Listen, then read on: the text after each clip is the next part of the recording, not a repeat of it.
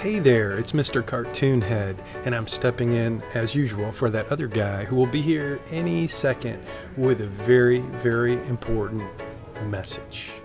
Hey, thanks for that great intro, Mr. Cartoon Head. And by the way, if you haven't already done so, this is being posted for the podcast at Missional Money. So if you take a minute to give Mr. Cartoon Head a 5-star review, he would appreciate it.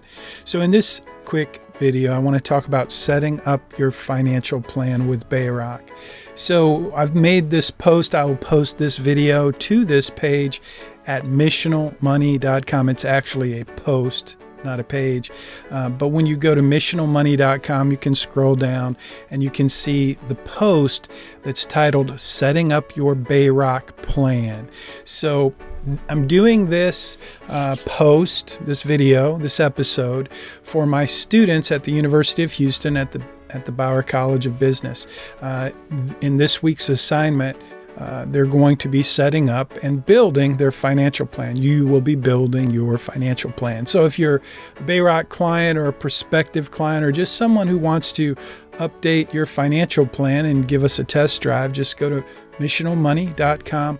You'll notice that button at the top of the page. That's the link that will take you to this form that you're seeing if you're watching the video. If you're not watching the video, you're going to want to click on the post so you can see the images. And plus, you're going to need to click on the link to set up your financial plan, to create an account. So if you haven't done that yet, this is where you'll do it. Again, you can click on that little link at the top of the page, that big blue button all the way to the right that says update your plan. It'll take you to this page and you will create an account. You'll enter your email, your password, your name and last name, create an account. So if you're a student at the Bauer College of Business, you probably already did this if you're in my course. But there's some things I want to show you that you need to know moving forward, even if you've already done this. If you haven't already done this, do that now. If you haven't hit that create account button, do that now. And to answer a question that comes up often, which email address should you use? That's up to you. Use whatever email address you want to use. Make sure you know which email address you used. You can use your U of H email or your personal email. Just make sure you know which email address you used and save your password. And I would encourage you to bookmark this page. You can always find it. Just go to missionalmoney.com or bayrockfinancial.com. It's the same link at the top right, the big blue button that says update your plan. So if you've already done that, if you've already created an account and you want to log back in, you still click on that button. You'll get this form, the same form you got when you created your account, but then at the bottom, you'll see that you can log in there. So you will log into your plan, the BayRock planning portal, your financial plan. As long as you have your email address and password, it'll take you right there. So how to set up your BayRock plan. We talked about this form, which is what you'll see. And if you're not watching the video, I'm just scrolling down the post that I've already posted to missionalmoney.com called Setting Up Your BayRock Plan. One of the things I wanted to mention, in addition to the podcast, which I've already mentioned how important it is for Mr. Cartoon Head to know how you feel about the work that he's doing. We're not sure we're going to keep Mr. Cartoon Head. So anyway, you can click on the button at the top of the page for the podcast if you want to leave a review. And if you will mention Mr. Cartoon Head, I will shout you out in the next podcast episode. So here we go, getting started. I talk about the podcast and enroll in the course online. If you haven't already done that, you need to do that. Not just register, but you'll enroll. So I'm not going to click on that link now, but you can do that. And it will take you right to the course registration page where you will register, and then you will need to enroll. The course is like $75, and it gives you full access to the entire financial planning portal with all of the premium features. And that's important for me to mention now. This is an important message. I think somewhere I wrote important message. Somewhere on this post, I made the comment important message. So First, I talk about downloading the mobile app. So no great premium financial planning portal would be complete without an awesome mobile app to go along with it. So you can track your finances in the palm of your hand using your iPhone or your Google phone or your laptop or your iPad, whatever device you want to use. But I've given you the links here to download and instructions to download the Right Capital app and then log in. You'll have to use the same login information to get your data that you build into your financial plan to show up on your smartphone. So the BayRock and Right Capital mobile app installation instructions are here included in this post. I kind of walk you through it. I'm not going to actually do it in this video. I've done it in a previous video. But the important message here is that once you create your account, so I make that link available. It's super easy to go and set up and create your account with BayRock, but you won't have access to we call them data cards in your financial plan until and unless someone on my team goes into your plan after you create your account and gives you permission so that you can access all of these data cards, all of these components or elements of your financial plan. So that's what you're seeing on the screen if you're watching this video, is each of these are basically data cards. They're pieces of your financial plan that I get to use to help you create next steps in your financial plan and really just gather all of the data that we need to create a comprehensive snapshot of your financial life. So whether you're a student or, again, if you're a BayRock client, this is the same tool we use for my clients at BayRock and your families, and what we're doing at the Bauer College of Business. If you're a student, you're getting to create a comprehensive financial plan. And so then at the end of the post, I leave a list of things that you can actually do once we create your financial plan. And some of these, not all of them, but many of them, several of them, we will be using throughout the course. And you will need to have access to all of the plan, which I will give you. Someone on my team will open up access once you create your plan. And so let me pause. I'm going to scroll back down. And I hope you will use the mobile app. It's available for you if you want to use it. It's certainly not required. One of the things I talk about is linking your accounts. It's a super powerful tool, premium feature, but I do not want you to do that if you're a student at the University of Houston, because frankly, I've gotten so many students who tell me they're not comfortable linking their accounts. So please don't link your account unless you are really serious about building robust and compelling financial plan, in which case you may want to check out the features after you create your account.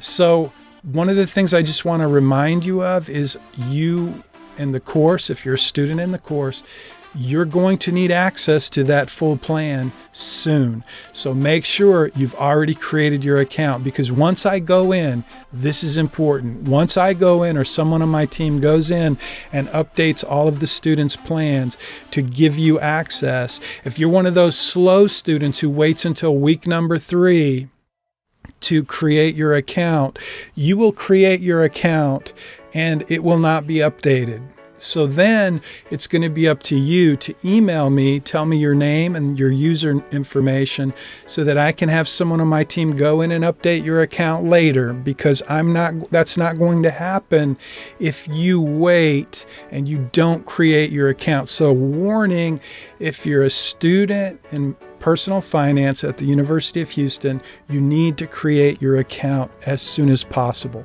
You don't need to do a whole lot in there. I'm going to show you in the next couple of minutes how you go through the data cards, the first 6 data cards. I'll just go ahead and show you that now, and then I'll say goodbye for now, and I'll see you in the next video. So in the next couple of minutes, you'll see how to set up those data cards, the first 6 data cards, as you create your plan. And then you'll want to hit complete. Make sure you hit complete after you complete those 6 data cards. And then once you've done that, someone on my team will go in and update your account and give you permission. So check it out. This is how you set up those first 6 data cards. I'll see you in the next video. Keep watching.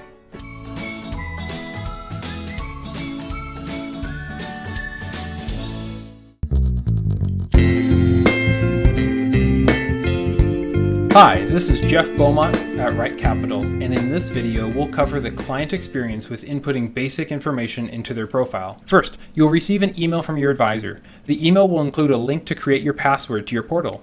After you've set up your password, you'll land on this screen with a 6-step process. Word of wisdom, you don't have to do this all in one sitting. Stop at any time, and the next time you log in, you can pick up right where you left off. Feel free to add any information you want, but I'm going to show you the main items to address before our next meeting. The first section you land on is a family profile with cards for each of your family members. Simply click on each card to change the information. For example, here you'll input the correct date of birth. Remember, when you input any information, click the Save button. Now do that for each family member, and if you don't see all family members here, simply click this drop-down to add additional members. Now, in order to navigate to the next section, you have the option to click this Next button, or you can click on any of one of the steps up here. Also, feel free to skip sections. Simply enter what you can. I'll go ahead and move to the income section where you can input salary and other income. You'll see a couple salary cards. You'll want to click on each one of those for various family members and input the gross salary. Click Save. You'll notice a couple Social Security cards as well. If you're not collecting Social Security, nothing to do here. We'll go ahead and input the correct information from your Social Security statement. But if you are collecting, simply click on the card to indicate you're receiving it, input the amount, and click Save. Now, if there are additional income sources that aren't listed, simply add them with this dropdown, select the proper category, and input the information there. I'll click Next, and that will take us to the Savings section. This gives you the opportunity to input all your contributions. For example, if you are contributing to an employer plan, click on this card and input the contributions that you're making. You can do that as a percentage of salary or just an annual dollar amount. Or if you're making the maximum contribution, you can indicate that, and down below you have the opportunity to input your employer match, if any, and then click Save. Now, if there are accounts that aren't listed here, simply click on the Add Savings dropdown, select the account, and then you can input the correct contribution amounts. So I'll click Next, and that will take us to the Net Worth section. That allows you to input accounts, properties, and insurance. So you'll want to start by clicking this Link Account button. Linking accounts is fantastic. It allows you to tie all your financial institutions to your portal, giving you a comprehensive dashboard to visually display your entire financial world. That means you can link your investment accounts, including your employer plan, checking and saving accounts, mortgage and vehicle loans, credit cards, etc. To do that, you would either use a search field or simply select the financial institution if you find it here. Input your username and password that you use to log into that institutional website, click Connect, do that for all your institutions, and you're set. Now, when you've completed that, you're done with this section for the most part, but there are a couple tips to share. First, if you've input a debt account and you're making more than the minimum payment, you'll want to add that information. We'll simulate a loan account to show you what that looks like. Now, if you've linked your account, all of this information will automatically populate, including a minimum payment. So let's say your minimum payment is $1,700, but you're putting $2,000 a month toward it.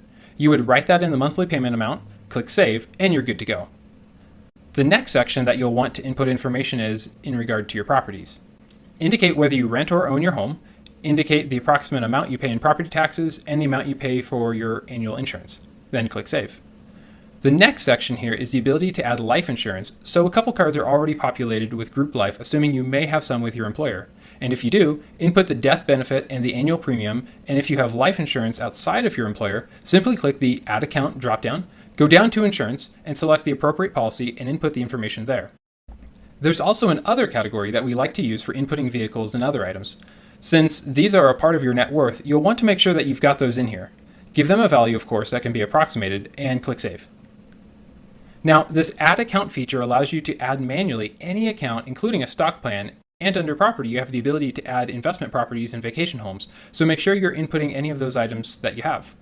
So once you've added all your information here, you can click the Next button, and that will take you to the Expense section. Okay, let's quickly pause here. We're most of the way through inputting our data, and we can already see the value for ourselves, let alone for our advisor. This review has helped us see our income, savings, and net worth. Now we'll finish up with our expenses and goals. Now, in general, we want to get an accurate snapshot of your lifestyle expenses since we'll be creating planning strategies based on that amount. In essence, maintaining your lifestyle through the life of the plan. However, you might not know that amount. A separate feature is the budgeting module. So instead of entering a single number for total expenses, you can use your linked accounts so the system automatically records and breaks down the expenses by category. You can skip this section for the time being, and once you complete the 6-step process, you can go to the budgeting module that will bring in your monthly spending to give you a starting point to calculate your average monthly lifestyle spending.